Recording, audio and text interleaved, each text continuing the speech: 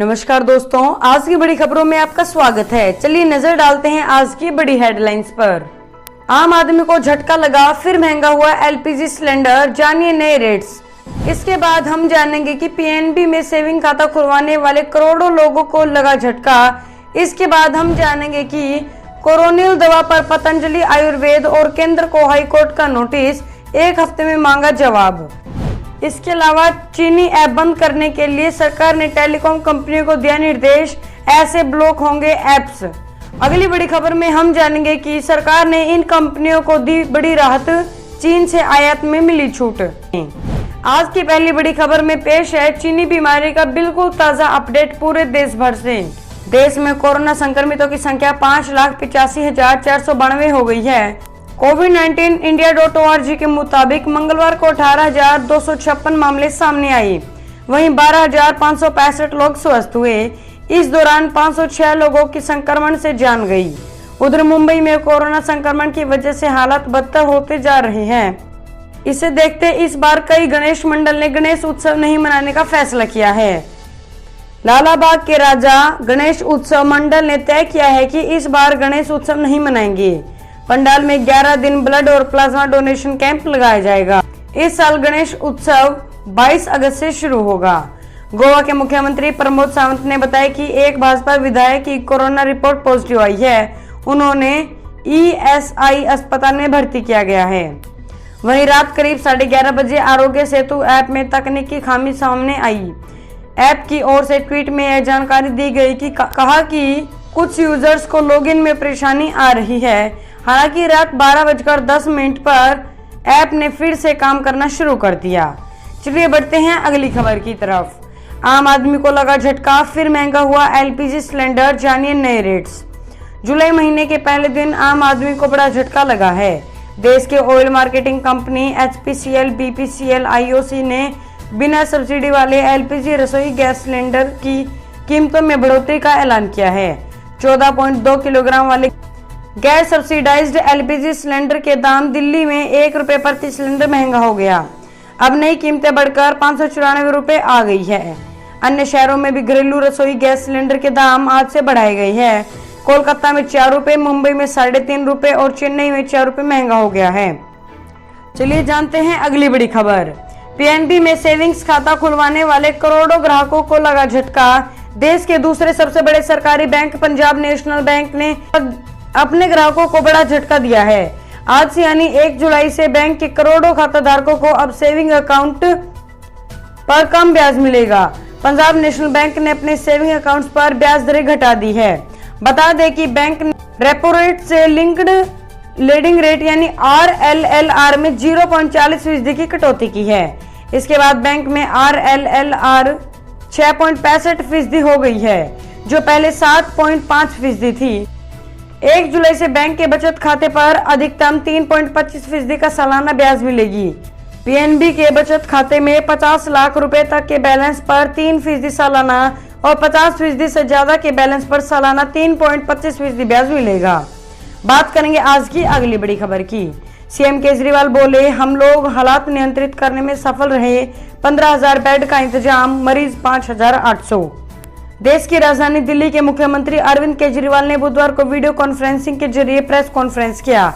इसमें उन्होंने कहा कि सभी के कठिन प्रयासों और श्रम से दिल्ली में कोरोना वायरस के उपजे हालात को नियंत्रित करने में सफलता मिली है।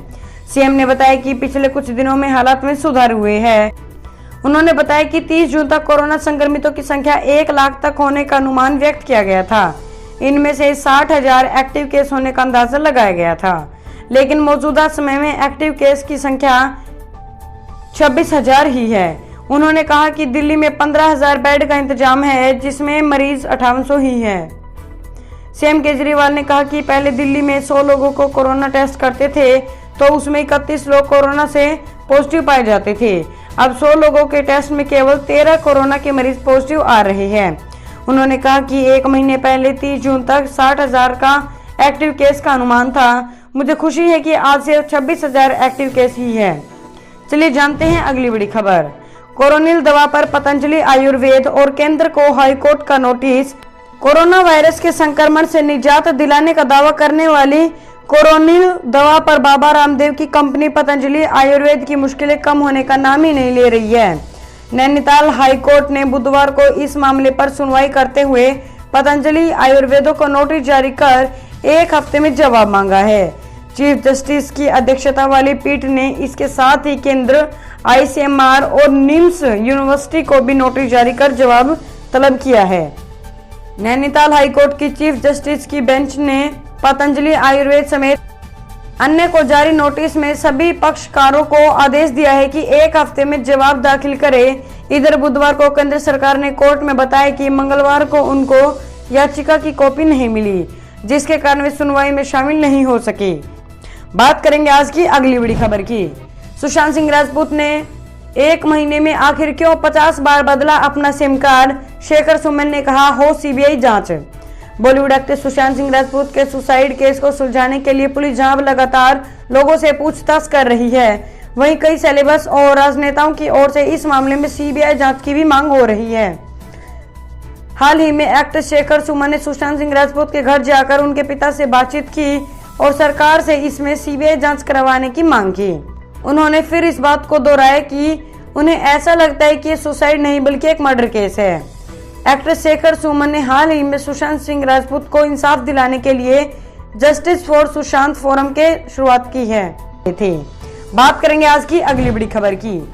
चीनी ऐप बंद करने के लिए सरकार ने टेलीकॉम कंपनियों को दिया निर्देश, ऐसे ब्लॉक होंगे ऐप्स। सरकार ने सोमवार को भारत में पॉपुलर टिकटॉक, हेलो समेत 59 चीनी ऐप्स को बैन कर दिया है। इसके बाद सरकार ने मंगलवार को सभी इंटरनेट सर्विस प्रोवाइडर कंपनियों को प्रतिबंधित 59 चीनी मोबाइल ऐप्स पर रोक लगाने का निर्देश जारी कर दिया है। आपको बता दें कि सूचना प्रौद्योगिकी अधिनियम के आपातकालीन उपबंध के तहत सरकार ने ये निर्देश जारी किए हैं। सरकार के आदेश की 2 सूची है। पहली सूची में 35 ऐप्स के नाम है और दूसरी सूची में 24 ऐप्स के नाम है। उन्होंने कहा कि सभी इंटरनेट सर्विस प्रोवाइडर्स को पहले की घोषणा के अनुसार सभी 59 चीनी ऐप्स पर रोक लगाने के निर्देश अब जारी कर दिए गए हैं। चलिए जानते हैं अगली बड़ी खबर। एलपीजी कनेक्शन को आधार से जल्द करें लिंक, वरना नहीं मिलेगी सब्सिडी। जाने क्या है आसान तरीका। सरकार ने प्रत्यक्ष लाभ अंतरण योजना के तहत प्रत्येक सिलेंडर पर सब्सिडी की राशि सीधे उपभोक्ता के बैंक खाते में जमा की जाती है। अगर उपभोक्ता इस सुविधा का लाभ उठाना चाहता है तो उसे अपने आधार को एलपीजी कनेक्शन के साथ जोड़ना जरूरी है। ऐसे कई तरीके हैं जिनके माध्यम से आधार को जोड़ा जा सकता है, जैसे ऑनलाइन कॉल करके, IVRS द्वारा या फिर SMS भेजकर भी किया जाता है। चलिए जानते हैं अगली बड़ी खबर। अच्छे मानसून और गांवों में श्रमिकों की उपलब्धता से दोगुनी हुई खेती की रफ्तार। कोरोना संकट के बावजूद इस साल खरीफ फसलों की बुआई पिछले साल के मुकाबले दोगुनी गति से हो रही है।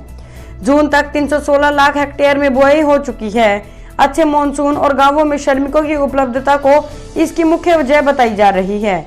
कोविड-19 संकट की वजह से शहर छोड़कर गांव गए ज्यादातर लोग खेती में जुट गए हैं। ऊपर से डीजल की महंगाई के बीच हुई अच्छी बारिश ने बुआई में और तेजी ला दी है। केंद्रीय कृषि सचिव संजय अग्रवाल के मुताबिक पिछले वर्ष अब तक 154 लाख हेक्टेयर में बुआई हुई थी, जबकि इस साल 316 लाख हेक्टेयर में हो चुकी है। पिछले 5 वर्षों के दौरान अब तक औसतन 187 लाख हेक्टेयर की खरीफ का एरिया कवर हो पाता है। देश के 50% लोगों की आजीविका खेती पर ही निर्भर है। अगली बड़ी खबर। इस वजह से महंगा हो सकता है हवाई सफर, जल्द बढ़ सकती है एयर टिकट की कीमत। अंतर्राष्ट्रीय बाजार में कच्चे तेल और दूसरे पेट्रोलियम पदार्थों के दाम हो रही वृद्धि का असर अब घरेलू बाजार में साफ दिखने लगा है। बुधवार को पेट्रोल, डीजल और रसोई गैस के अब ATF के दाम में भी 7.5% की बढ़ोतरी हो गई है। एविएशन टरबाइन फ्यूल यानी ATF के दाम 2,922.94 रुपए प्रति किलोलीटर यानी 7.55% बढ़कर 41,992.81 रुपए प्रति किलोलीटर हो गए हैं। माना जा रहा है कि लागत बढ़ने पर एविएशन कंपनियों टिकटों के दाम बढ़ा सकती है। 1 महीने में ATF की कीमतों में यह तीसरी सीधी वृद्धि है। 1 जून को 56.6% की दर से दरों में बढ़ोतरी की गई।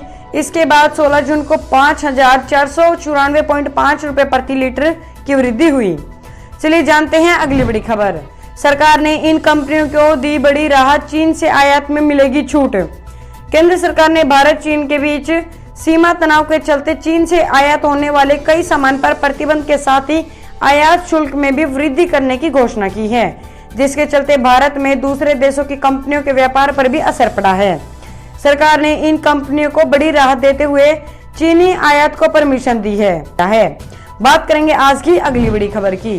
टिकटॉक का गणित, ये ऐप डाउनलोड करने वालों में हर 3 में से एक भारतीय है। लॉकडाउन में आरोग्य सेतु ऐप से ज्यादा टिकटॉक डाउनलोड हुआ।